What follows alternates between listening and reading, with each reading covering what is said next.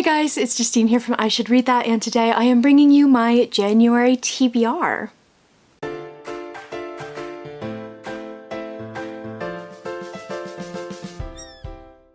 So it is the end of December, it's the 29th of December today. It is cold, we had 5 minutes of snow, and I am wearing the amazing jumper that I knitted for Scottish husband because he's not here right now, so I've stolen it from him. So I'm all bundled, cozy, warm, and planning my reading for the beginning of 2021 as the cats run around and chase each other. So I am feeling pretty optimistic about my 2021 reading. I think that like the psychological sort of relief of 2020 being over, although I know that like it literally means nothing in terms of like how things are going to be going, I think that that relief will be really helpful for me because I've really been struggling with my reading in December, as you'll see when I end up doing my December wrap up. And yeah, so I currently have 5 books that I am reading. I'm hoping to finish a couple of them before the end of the year. We'll see how that goes, but I've put them in this TBR just in case, because I imagine that at least some of them will carry over into January, and then I have some of the arcs and proofs that I'm hoping to read for their January release. So let's go ahead and get started. Okay, so first we have Words of Radiance by Brandon Sanderson. This is the second book in the Stormlight Archives. I am buddy reading this with Amber from Books of Amber. We're going to buddy read all of the books in the Stormlight Archive from this one onward.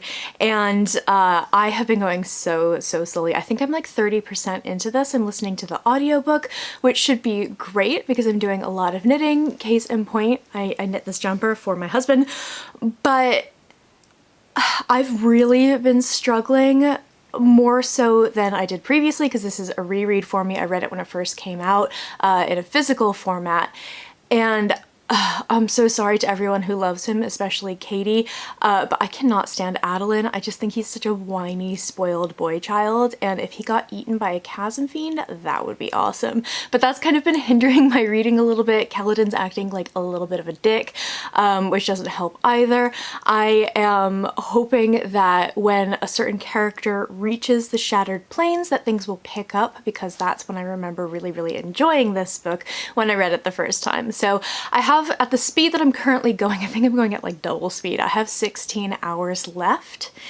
Whether or not I can do that in the next like 2 or 3 days, we'll see. But I am very much anticipating this one will carry over into January. Okay, with a quick battery change, we are back.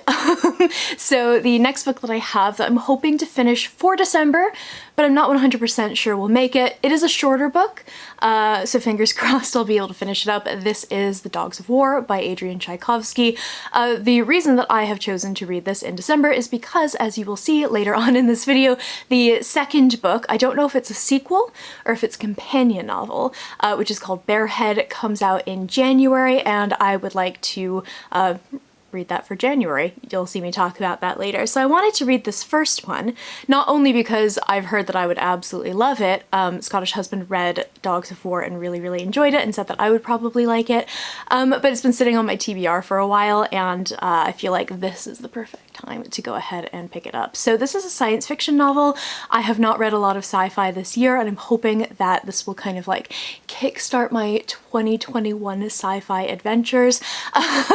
But essentially this takes place in a near future where the military is using these sort of engineered animal creatures called bioforms to fight insurgents and root out terrorists and things like that. So they take the kind of the base instincts of various animals and they sort of build on that, and they sort of pick and choose bits and pieces of these animals and create these sort of monstrous versions of them that are hyper intelligent and will fight. So we follow a number of perspectives in Dogs of War, but the sort of one that stands out the most is Rex, who is one of these bioforms. And he is basically a 7-foot tall, massive, solid muscle, terrifying dog bioform. And he is weirdly so incredibly charming with the way that he narrates his passages in this book. He has this thing called a feedback chip that when he does something good, it tells him he's a good dog, and when he does something bad, it tells him that he's a bad dog, and he has this kind of like dog thought, but kind of he's trying to reconcile what his masters are telling him. Sophia is going wild with a catnip toy, sorry. He's trying to reconcile what his masters are telling him with what sort of he thinks is right or wrong. And while he is sort of hyper intelligent in this way, he doesn't quite have the cognitive abilities that a bioform like Honey, who is a bear, who we see in Bearhead apparently, has. So we have Rex, we have Honey, who is this bear. Then we have Dragon, who's kind of almost like a lizard chameleon-like creature who can kind of turn invisible and does these sort of special assassination missions. And then we have Bees, which is basically a swarm of bees that do scouting and communications, and also have this sort of incredible injectable venom and things like that. So we follow these creatures and we follow the people who are handling them, and it's really, really interesting. So I am very much enjoying this. It's a little bit shorter, so fingers crossed I will be able to finish it in December, but if not, it will carry over to January. So the next book that I have is one that I'm about 130 pages into, and I don't think I'm going to finish this month for a couple of reasons. This is The Invisible Life of Addie LaRue by V.E. Schwab. I have not been shy in the past talking about the fact that I tend to not enjoy V.E. Schwab's books. I find that I love them in theory, but when I actually read them, something about them doesn't work. I think that part of it is that I find her writing quite immature, especially for sort of like when she's aiming for adult fiction and adult characters. They feel quite juvenile. So for example, the Shades of Magic series I really, really didn't enjoy, even though I read all 3 of those books. The reason I did that is because we have a book club, and the entire book club read all 3 of them, and we all really hated them. And I read one of her middle grade books, which was fine. But this is kind of my last chance for V.E. Schwab. And the reason that I decided to pick this one up specifically is because I love the concept, you know, fool me 4 times, really shame on me. But also I have a feeling this is going to be a little bit different from some of her other books, and so far that is proving to be true. So The Invisible Life of Addie LaRue follows a girl named Addie LaRue, and I think she is born in 16th century France, and on the night of her wedding that she does not want to participate in, she does not want to be married, she runs off and she ends up making a deal with the devil in order to sort of free herself from the sort of constraints of society and the obligations that she has as a woman. And this turns out to mean that she is basically immortal. She will not age. She, as far as she knows, will not die. But the catch is that every time someone meets her, and then literally once she's out of eyesight, they instantly forget her, which has some advantages, but mostly is a pretty horrible way to live several centuries of your life. So this book flashes between her past and the present of her in 2014 in New York City. But we also get another perspective, which is this young man who she meets in a bookstore, and he is the very first person who will remember her. So this sounds like such a good idea in theory. I don't know about the concept quite yet. I have enjoyed this book when I have been reading it, but it's very much like, for me, it's like an aesthetic kind of book. So it's not really one that I can just pick up and read. It needs to be like perfect, like it needs to be, you know, pouring rain outside, and I need to be sat in my nice chair with a blanket and the fire going and like a cat or a dog in my lap and a cup of tea, and like it needs to be like aesthetic and like the perfect mood, and it's just not been that for a while. So I probably will get to this in January. I don't want to leave it too long just in case I forget, and then there's no point in me carrying on, but we'll see. I'm very curious about this one. I do have high hopes for it. Next is a book that I'm hoping to actually finish today, but just in case I'm throwing it onto this TBR. This is The Galaxy and the Ground Within by Becky Chambers. This is the 4th and final book in her Wayfarer series. I am so thrilled to be reading this. So when I requested this in my email to the publicist, I called myself the original Becky Chambers fan on BookTube. is a pretty bold claim, but I'm choosing to not take any questions at this time. I discovered her books. The very first one, I just picked it up off of a table in Hatchards in London. I remember it so very clearly. And it was before I was part of kind of the bookish internet. I had never heard of it before. I had never like seen it before. I just really loved the cover. So I picked it up, I read it, and it was like game changing for me. I absolutely loved it. Like I think so many people do when they read Becky Chambers' books, because her books are kind of unlike any other sci-fi that's out there right now, because they're quite, although they have, you know, issues in them and there's lots of sort of resolution of like prejudices, and we know that the government kind of sucks. It's about people learning to be better, and I just absolutely love that. You don't really see anything quite like this in sci-fi, and that's the reason that they're so special to me. So the fact that I'm able to read this ahead of its February publication is really just wonderful for me. So this book is a funny one because Record of a Spaceborne Few, which is the third book in the series, basically has no plot.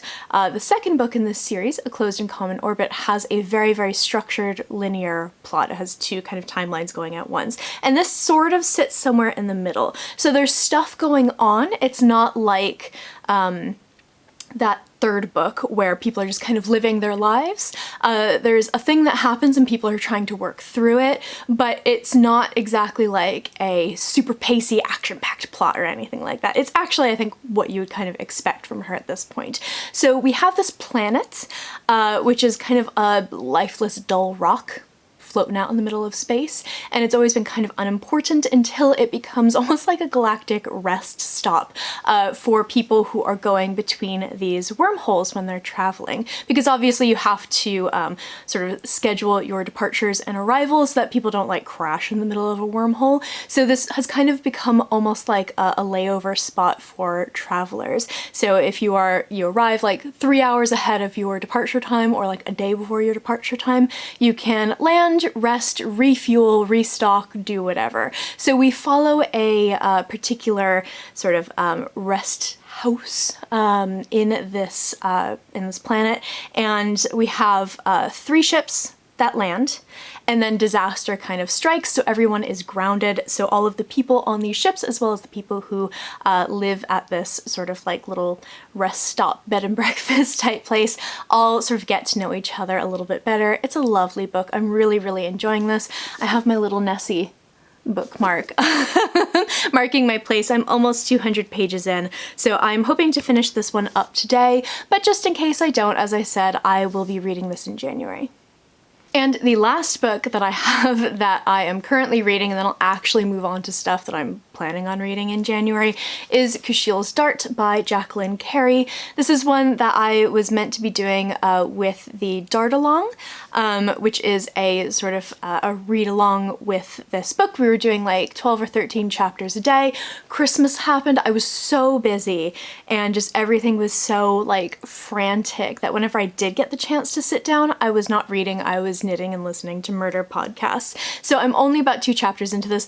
Definitely not going to finish this one for December, but I'm really intrigued. It's definitely a book that has very flowery writing, which took a little bit of adjusting because I've not really read anything like this in a while, and I'm very curious to see where this is going to go, because the beginning is quite info dumpy, but I've heard that once you kind of like sort of get into the flow of the book, it's absolutely wonderful. So we follow a character named Phaedra, and she's a young woman, and she is born into one of these kind of great houses in the society, but she is flawed. She has a scarlet mote in her eye, and she ends up having someone recognize this as her being a someone recognizes this as being pricked by Kushils Dart, which is someone who is forever to experience pain and pleasure at once. So this turns into quite a sexy book, I think. So I'm really curious to see what this is all about. I just know so little about it, and it's one of those books where if you read the back, your eyes kind of glaze over. So I'm very curious to see how this is going to go, but this is definitely one I'm going to very belatedly read in January. Okay, so now moving on to the books that I am planning on reading in January. As previously mentioned, I am going to be picking up Bearhead by Adrian Tchaikovsky, which comes out, I believe, on the 7th of January from Head of Zeus here in the UK. And I'm very curious about this one. It sounds like it's possibly set a little later in time than Dogs of War, but I'm not 100% sure about that. It takes place on Mars, and we follow a character named Jimmy, who is someone who smuggles data illegally in his head. And this is kind of the first time that it's ever started talking to him. So this data claims to be a distinguished academic, author, and civil rights activist. It also claims to be a bear named Honey. So Honey is one of the characters from the first book. Scottish husband got very excited when I told him that this character named Honey was going to be in this book, so I'm really looking forward to that and getting to know her. But this sounds like a really interesting and fun one. I love Adrian Tchaikovsky's science fiction. I think he's one of the best science fiction writers that is currently working right now, and this is going to be super fun. So this is going to be a really good one for January. The next book that I have for January is actually a very early February release. This is Winter's Orbit by Everina Maxwell. This comes out from Orbit Books here in the UK, and I'm really excited for this one. So it's sort of pitched as Ancillary Justice meets Red, White, and Royal Blue. I have read Ancillary Justice. I have not read Red, White, and Royal Blue, but I kind of get the general gist of it, and I'm very excited for this. So this is this author's debut, and it is apparently a gut-wrenching and romantic debut, so I'm very excited. So basically, Prince Kiam is a famously disappointing minor royal and the emperor's least favorite grandchild, and is summoned before the emperor and commanded to renew the empire's bonds with its newest vassal planet. And so Kiam is basically been arranged in marriage to Count Jainin, a recent widower from another royal prince in the empire. But it turns out that Jainin's previous husband may have been murdered, and Kiam is one of the suspects in Jainin's mind. So broken bonds between the Empire and vassal planets leave an entire empire vulnerable, so together they must prove that their union is strong while uncovering a possible conspiracy. Their successful marriage will align conflicting worlds, their failure will end an empire. I'm really excited for this. I actually have a physical proof. It's over there, but my leg is asleep, so I can't get up and get it. But it looks like a really fun book. I love the cover. I love sort of the concept of this book. I think this is going to be a fabulous read. And again, part of my 2021 sci-fi adventures. Next up is another book from Orbit. This comes out in January as well.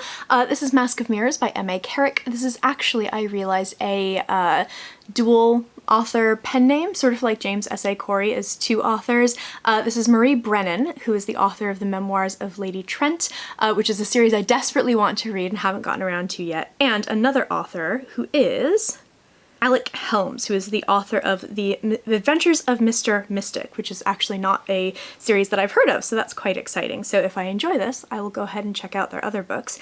But this looks super fun. So I talked about this in my November book haul, and I'm really excited to read this. So it's like a sort of con artist anti-hero kind of book, and it looks super fun.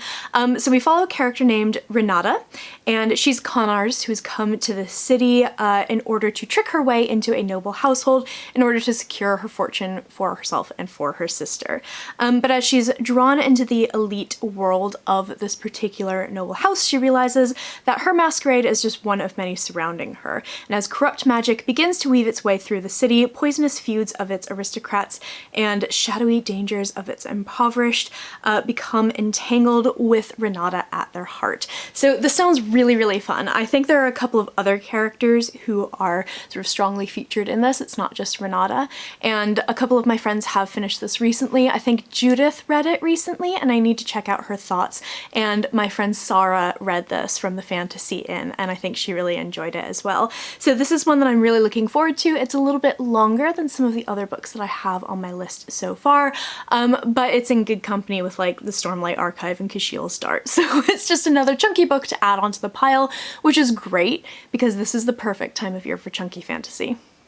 The next book that I have on my list that comes out in January, I'm really excited for. This comes from Hodder and Stoughton and it sounds really, really fun. I'm not always a huge fan of retellings that feature kind of the same sort of classic fairy tales like, you know, Beauty and the Beast over and over again or Cinderella over and over again, but this sounds fabulous. So this is Charmed Wife by Olga Grushin.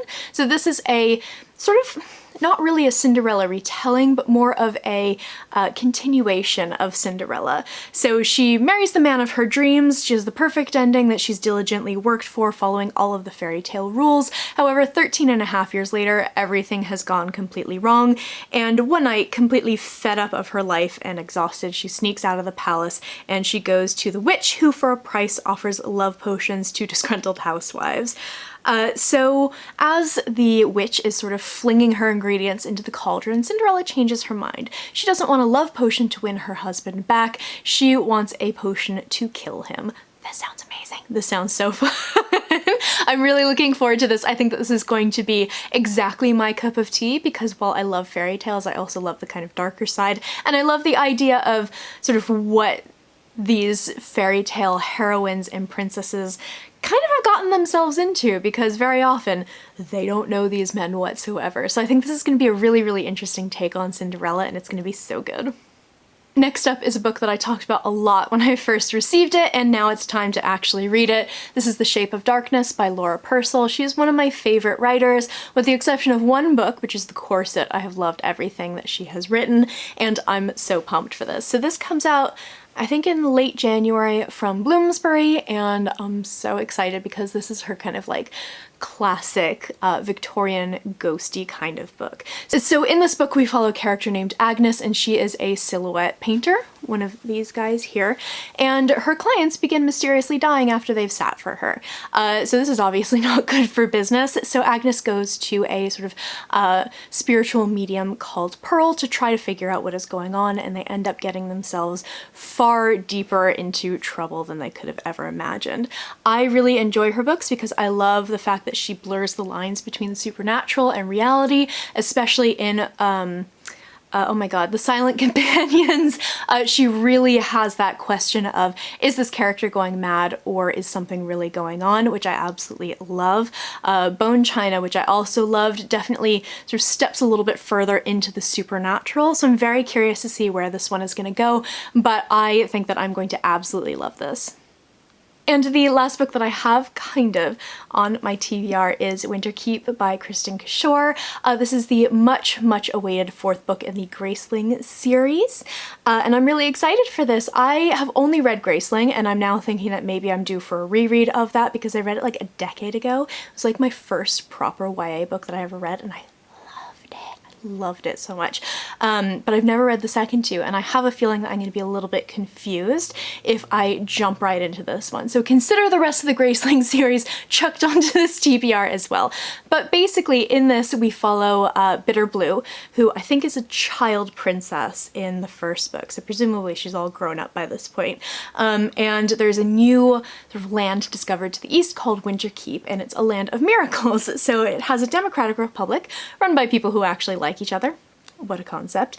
And where people speak to telepathic sea creatures, adopt telepathic foxes as pets, and fly across the sky in ships attached to balloons. But when Bitter Blue's envoy to this new land drown under suspicious circumstances, she and Gideon and her half-sister Heva set off to discover the truth. So we have this other character called Luisa Cavenda, and she is the teenage daughter of a powerful scholar and industrialist with a fire inside of her that is always hungry. She has the key to everything, but only if she can figure out what's going on before anyone else, and only if she is willing to transcend the person she's been all her life. This sounds fabulous. This sounds great. I'm really excited for this. I know some people have read this already and are absolutely loving it, and it's one that I'm really excited for. And I'm so pumped to jump back into the Graceling books because I just remember I had this shitty job where I had an amazing boss, but it was a shitty job. And basically, because there wasn't really a lot for me to do, I basically just read all the time on my computer. The New York Public Library has an amazing ebook lending system, and I just borrowed tons and tons and tons of books, and Graceling was one of those books. So I have really, really strong, fond memories of just sitting at my desk and like falling into this story, and I absolutely loved it. So I'm really excited to revisit this series, read the other books that I haven't read yet, and then read this one for the 21st.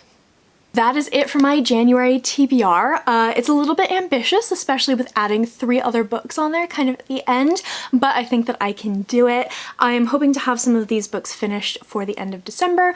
We'll see how that works out, but I think that this is a particularly good TBR.